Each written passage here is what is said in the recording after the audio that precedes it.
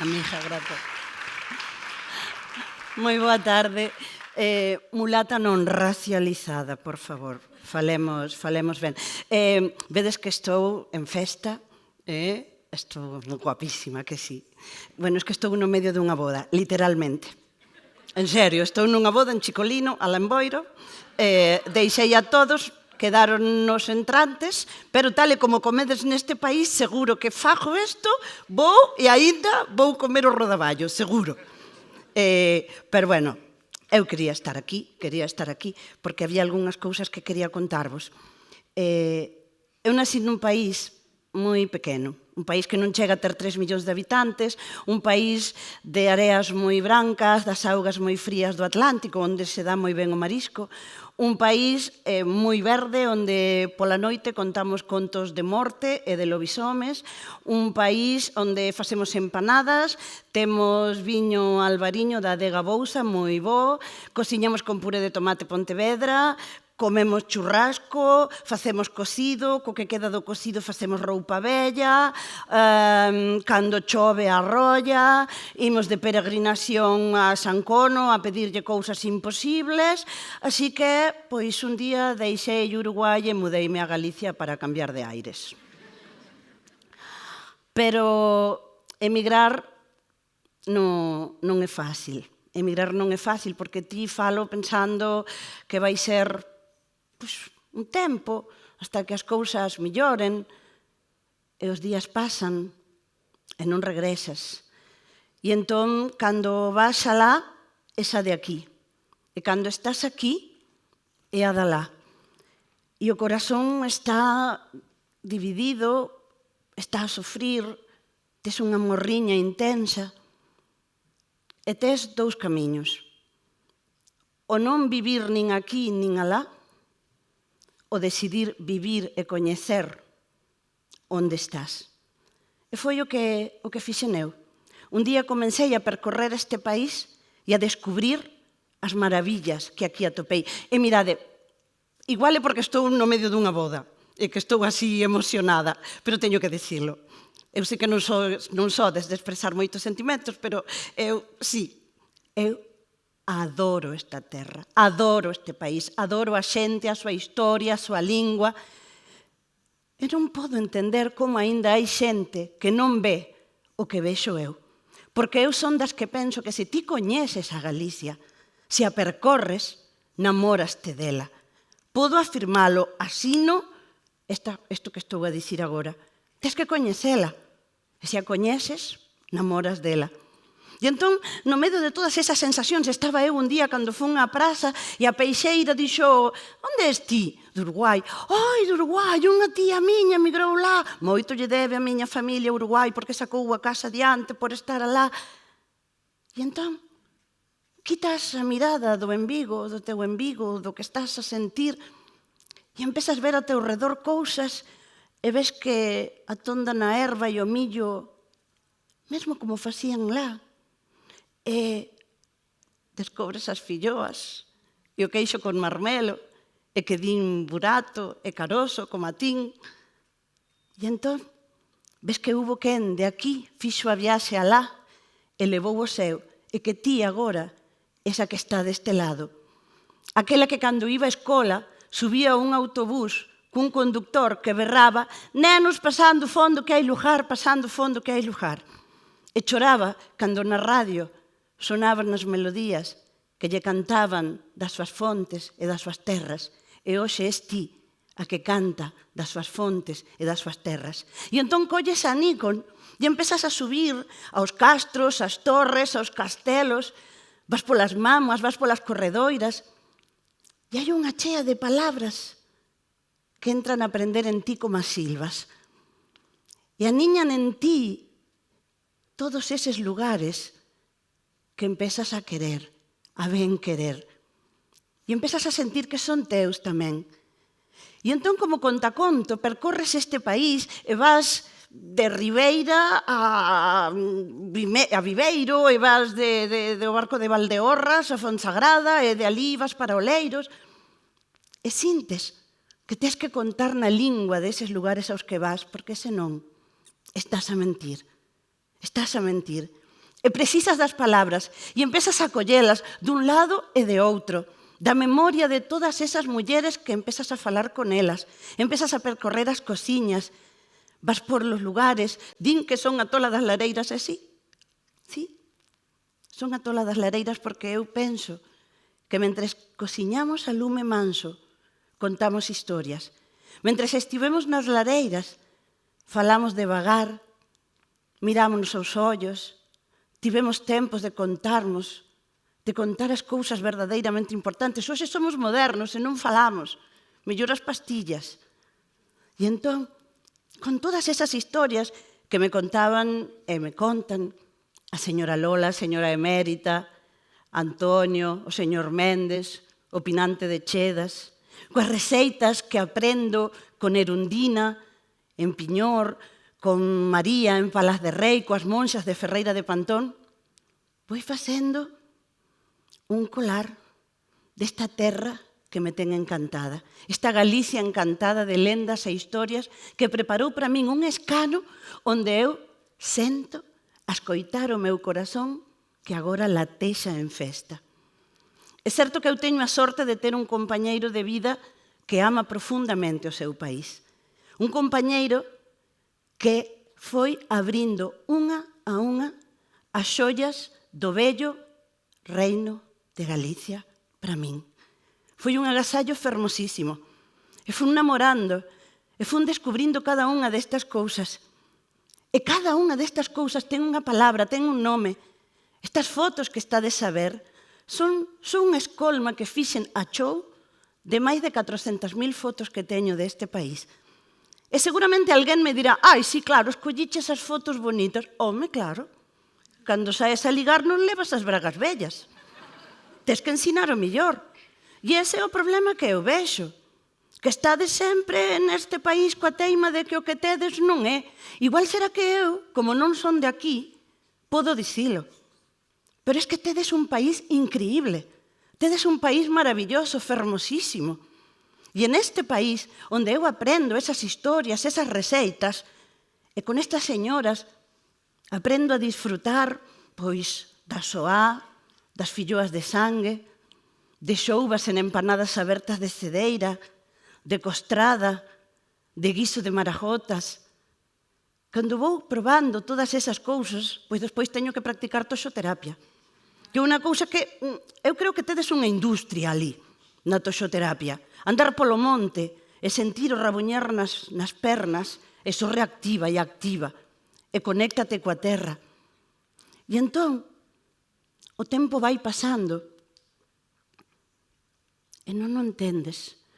Non entendes por que a xente, cando mira para ti, inda que ti lle fales en galego, non o fan. É unha cousa increíble. Eu teño estado en grupos de persoas todas galegofalantes e estar eu, que se me nota evidentemente que non son de aquí, e todo o mundo cambia a lingua.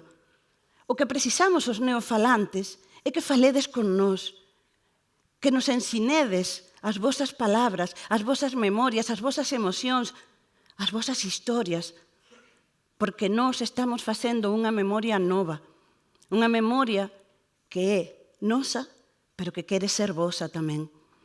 Tamén hai que dicir que a administración a veces non o pon doado. Cando eu fun a facer o exame da cidadanía, había un apartado que pedían que redactaras un fito histórico, un texto sobre un fito histórico que te chamara a atención. Eu, que son así, pois decidín escribir sobre a revolta dos irmandiños. Na casa me dixeron, queres a nacionalidade? E eu extendínme a gusto a falar da revolta dos irmandiños coas palabras que tiña na miña cabeza en galego. Mandáronme a traducir. Digo eu, que mellor maneira de amosar integración que falar a lingua do país onde estás. Non ten sentido ningún que me pregunten, que mo preguntaron, cantos gramos entran nun quilo ou o nome da muller do presidente. É moito máis importante que unha persoa que chega aquí coñeza a lingua que é realmente desta terra. E entón, cando sigues nesa teima, dis, non entendo. Porque hai xente que agradece que fales o galego. A que teño que agradecer son eu. Xa o dicía María antes, son muller, son inmigrante, sei de periferias. Sei o que é ser desprezada, sei o que é que non valoren a persoa que ti és. Como non ser neofalante? A muller feminista que alá do outro lado do Atlántico tentaba facer cousas, aquí voa libre, porque atopou compañeiras, boas compañeiras de camiño. A muller artista que alá tentaba facer o seu, aquí atopou as ferramentas para medrar. Son eu a que teño que agradecer. E moitas veces, en este afán utilitarista, pregúntanme, pero para que che sirve o galego? Pois mira, en primeiro lugar, namoráronme en galego. E o amor en galego é bonito, é moi bonito. En segundo lugar, eu, que sempre traballei por moitos sitios de América Latina, dende que falo en galego, eu traballo asiduamente en Portugal, en Brasil, en Cabo Verde, en Angola. Mesmo fun á Feira do Libro de Polonia a ensinar receitas galegas por un libro que teño de nenos publicado en Oco. Se hai que buscar unha utilidade, pois, chica, a miña conta detectou a utilidade do galego, si hai que demostrar eso. Pero o que digo eu, cando pensei, porque unha das cousas boas deste convite ao Elega por 15 foi pensar, dixen, que podo facer eu? Cales son as miñas receitas? Non as teño. Só podo falar de amor, só podo falar de admiración. Pero, en todo caso, e máis despois destas cifras que vimos, eu creo, perdoade, pero vaime a sair a uruguaya de dentro, creo que teño que poñer todo o que eu son e sei ao servizo da remontada. Vos precisades un Maracaná. Precisades un Maracaná, sí. E, bueno, se hai alguén que se ofende, ai, de fútbol, podo poñerme poética tamén, Podo poñerme poética. Porque, dende que eu estou aquí, eu non perdín identidade. Eu multipliqueina. O meu universo intelectual e cultural ampliouse moitísimo. A miña idea Vilariño camiña con Rosalía, meu galeano con Castelao, Barrane Naún coa xeración Nós, Citarrosa con Fuxa nos ventos, Drexler con Guadi Galego, Rivas con Benedetti. E mira, de Benedetti, hai un poema que se chama Táctica e Estrategia. Deberíamos de facer unha traducción. Sería máis ou menos algo así como a miña táctica é mirarte, escoitarte, aprender como és, entenderche. A miña táctica é facer unha ponte indestructible de palabras para chegar a ti. A miña estrategia é máis profunda, pero moi sinxela. É, sen saber moi ben os motivos, facer que un día, por fin, me necesites. Pero se volvemos ao fútbol, sinto moito, eu creo que se estamos nun momento en que o equipo empeza a coquetear co descenso, que parece que estades nese punto, o que hai que facer, en Uruguai diríamos chamar garra charrúa. Vos tedes que convocar os galaicos todos. Aos nerios, aos praestamáricos, aos cáporos, aos quilenos, chamades todos, os vivos e os mortos. E facede un equipo novo, un equipo que teña forza. En Uruguai diríamos convocar a hinchada, pois convocade a torcida dos brasileños ou os seareiros a foutesa galega. E ide ao campo, pero ide todos e todas. Chamade os fillos e as fillas, as veciñas e os veciños. Chamade aos que din que, ai, non entendo. Pois entra a xogar. Chamade aos que pensan que eso é de pailáns. Chamade tamén aos que chegan de fora, como a min. E facede un equipo novo. Como en Alba de Gloria, tedes que convocar a todo o mundo. Porque tedes vos xogadores, tedes os mellores xogadores. Tedes lo que creer. Porque ese tamén é un problema que tedes, que non vos lo credes. Eu sei que como galegos non o ides a decir, pero eu como galegualla sí. Sodes impresionantes, sodes un país increíble. Tedes todos para sair ao campo e recuperar e pegar unha remontada das guapas, se quixermos. Porque se fomos quen de aprender a letra do celta, podemos facer calquera cousa coa lingua, Porque mira que... Entón digo eu, facédeme un favor.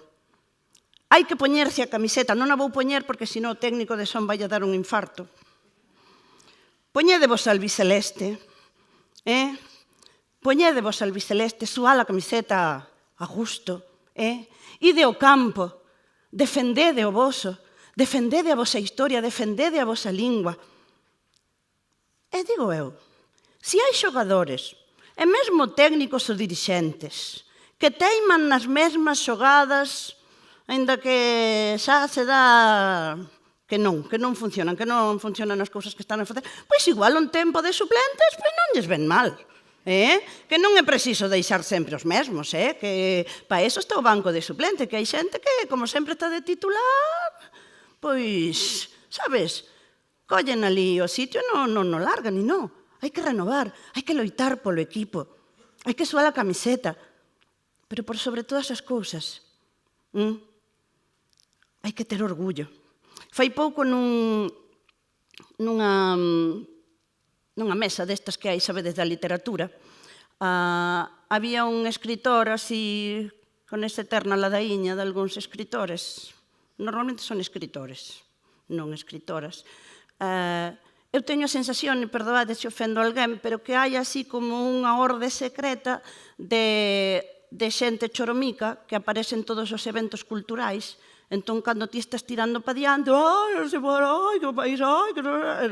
E estábamos así, este home, e estaba Fina Casal de Rei que dixo, ai, para xa, porque veu así na primeira fila a cara espantada dunha rapaza e dixo, mira, isto é como dúas tendas en horas baixas e un dos da tenda decora a tenda, fai prezo, fai ofertas, cando entras está ali co sorriso. E hai outro que está ali na porta a rosmar, a botar fora os clientes, a decir que mal que está todo. A que tenda pensas que vai ir a xente?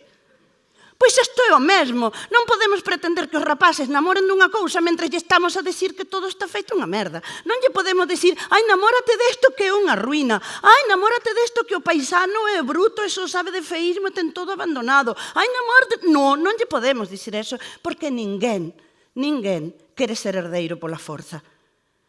Temos que conseguir namorar a todos os que non están no noso equipo. E a maneira de namoralo é esgrimir o orgullo. Galeano dixo un día aquí, en Santiago de Compostela, unha rapaza que estaba a chorar de emoción, dixo, Eduardo, siento que soy traidora a la patria porque cada día me siento máis galega.